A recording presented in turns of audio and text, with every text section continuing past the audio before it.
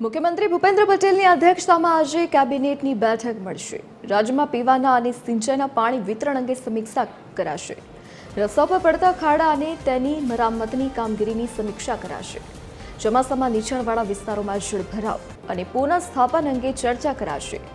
રાજ્યમાં જર્જરિત પુલોના સમારકામની કામગીરીની સમીક્ષા કરાશે।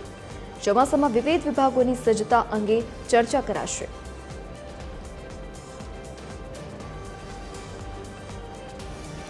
વધુ જાણકારી સાથે associate editor Sonal Anadkat phone line પર જોડાઈ ગયા છે। જી સોનલ, આજે કેબિનેટની બેઠક મળવાની છે, કયા મુદ્દા પર ચર્ચા થવાની સંભાવના?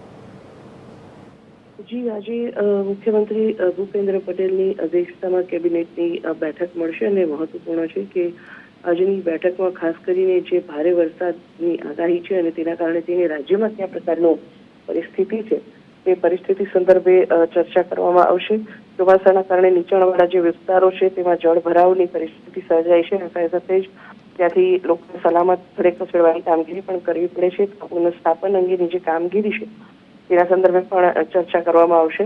ઉપરાંત ચોમાસા દરમિયાન રસ્તાઓ પર જે ખાડા પડે છે અને તેની જે મરામતની સમસ્યા છે તેના સંદર્ભે પણ લોકરોષ છે સરકાર સામે, તો તેના અંગેની કામગીરી કરવા માટે મુખ્યમંત્રી તરફથી સૂચના આપવામાં આવી છે।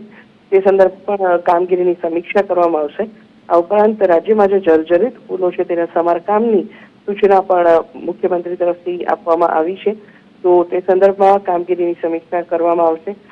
સાથે જ રાજ્યમાં પીવાના અને સિંચાઈના પાણીના વિતરણની જે કામગીરી છે તે પણ ચોમાસામાં થોડા ઘણા અંશે ખોરવાતી હોય છે, તેની સમીક્ષા કરવામાં આવશે। ઉપરાંત રાજ્યના જે વિવિધ ડેમો છે, ડેમમાં કેટલા ટકા પાણી ભરાયું છે, તેમાં પાણીની શું પરિસ્થિતિ છે અને કયા ડેમના દરવાજા ખોલવા પડે તેમ છે, આ તમામ જે પરિસ્થિતિ છે તેની પણ સમીક્ષા કરવામાં આવશે।